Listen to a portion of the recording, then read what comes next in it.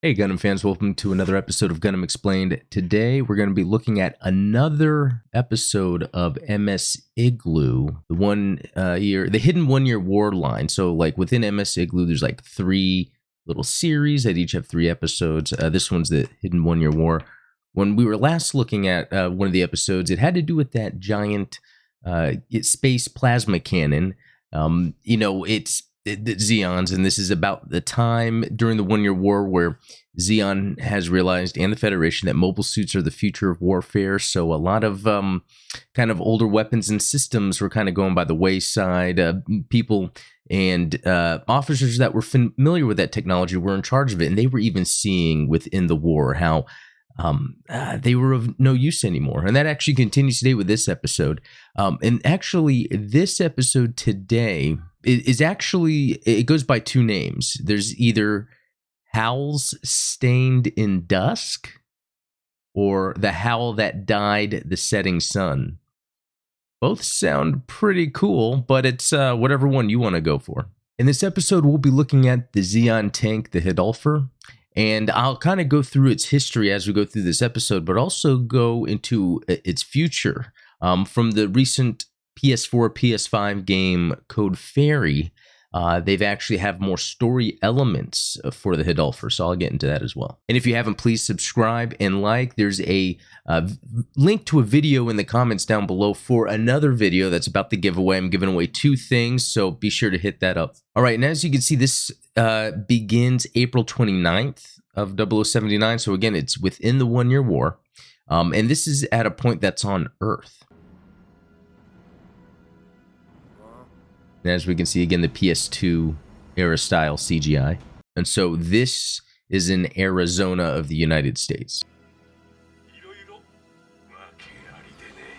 All right, it's very interesting because we see the Zeon officer just standing in the middle of the supply station. These 2 Zaku's walk up and then point his gun at him. Cue the intro. I really love kind of the propaganda videos we kind of see here. It really reminds me of when I first saw this, was kind of like Starship Troopers. How they have the Federation, Starship Troopers of the videos showing how they're fighting the bugs. And throughout MS IGLOO, they have this going on here, and it looks really cool. I like how they're saying the first drop Operation Earth finally started, and it's playing that really cool propaganda music in the background. And it's pretty cool in the video because they're talking about how awesome they are and how awesome they're doing, which is not really necessarily the case, but that's all part of propaganda. You know, another thing is I kind of like this map they're showing off, because whether it's accurate or not, they're kind of showing where by the end of August, they'll be able to take these areas on Earth. The Jotunheim from the first episode, they're right above Earth, and they're in an area where they believe they can drop supplies, where they don't have to really worry about any enemy forces.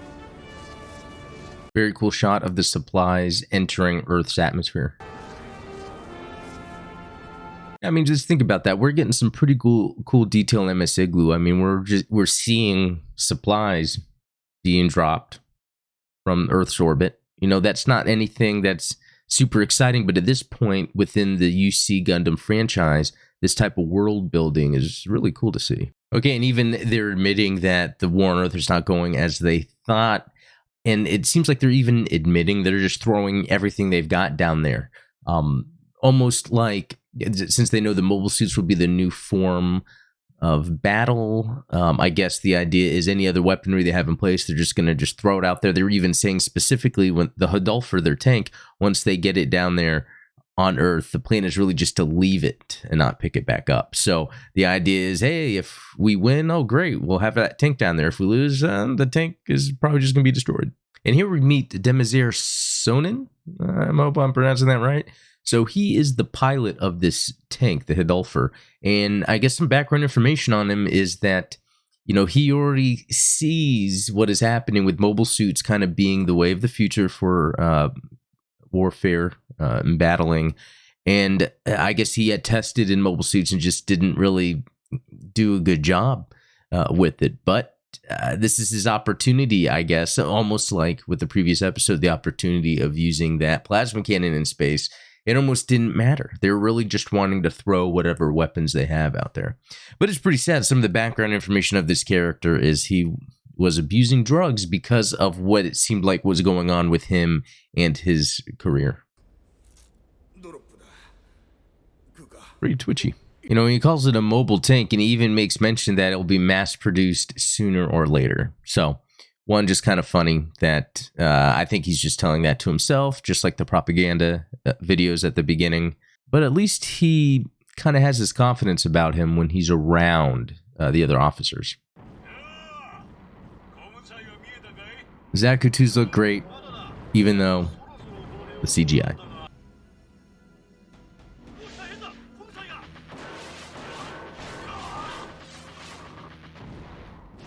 The ZACU 1 gets betrayed by the ZACU 2 as they watched that dropship that's coming from the Jotunheim get shot. So what we're seeing is a group of Federation soldiers that have hijacked some ZACUs. Yeah, Commander Sonnen is just asking to be dropped, even at a specific height. He's seeing where there's already the attack going on, and so he really just wants to be released at that moment to go ahead and start. And so you can see he's confident. He wants to show off what he's got left using a Xeon tank.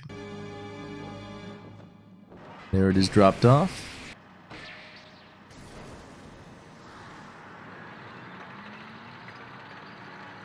First-person view of inside the tank, very cool. I feel like I'm playing a PS2 game. Very cool. Yeah, the tank still got it. Reminds me of playing GBO2, actually. Very cool that the Hildolfr used this like napalm strike on the ZACU, and the pilot's like screaming. You see it burning. Very cool maneuvering. So the Hildolfr is very agile against those ZACUs, but they did shoot its tread. And here we see it going into mobile suit mode. That's pretty cool. Now that's a cool shot right there. So the Federation soldier in that ZACU just jammed the gun right into the cockpit, pulled the trigger. That'll do it.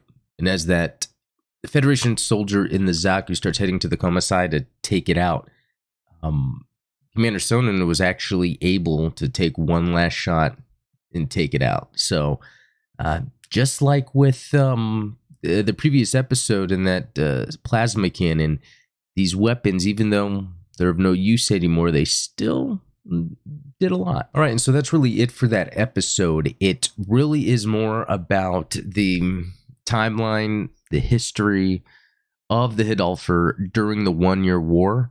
And it just came about once mobile suits were in play.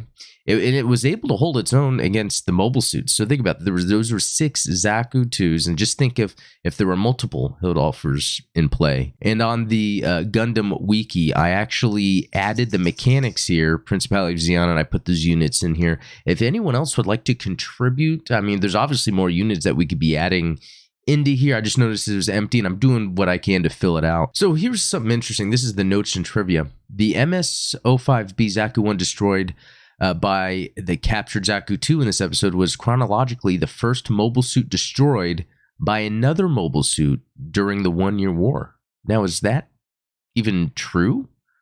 I thought maybe there was some other